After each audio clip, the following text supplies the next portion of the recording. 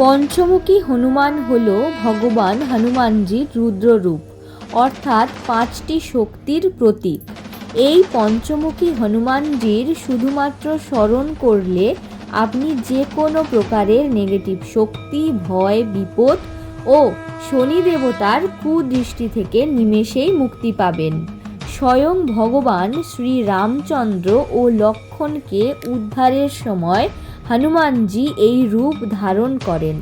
তাই তার শুধুমাত্র স্মরণে বড় বড় বিপদ, ভয় কেটে যায়। প্রত্যেক দিন ভোরে স্নান করে উত্তরমুখী হয়ে হনুমান চালিসা পাঠ করার শেষে পঞ্চমুখী হনুমানজির বীজ মন্ত্র 5 বার অথবা 7 বার পাঠ করলে আপনাকে কোনো রকম নেগেটিভ এনার্জি, কোনো রকম বিপদ, ভয়, সংকট কিছুই স্পর্শ করতে পারবে না। চলুন তাহলে জেনে নেওয়া যাক পঞ্চমুখী হনুমানজির বীজ মন্ত্র বা গায়ত্রী মন্ত্র। ওম অঞ্জনী সুতায় বিদ্মহে বায়ুপুত্রায় ধীমহি তন্নো হনুমৎ প্রচোদয়াৎ। ভিডিওটি ভালো লাগলে আপনার কাছের মানুষের সাথে শেয়ার করুন। কমেন্টে জয় শ্রীরাম লিখতে একদম ভুলবেন না।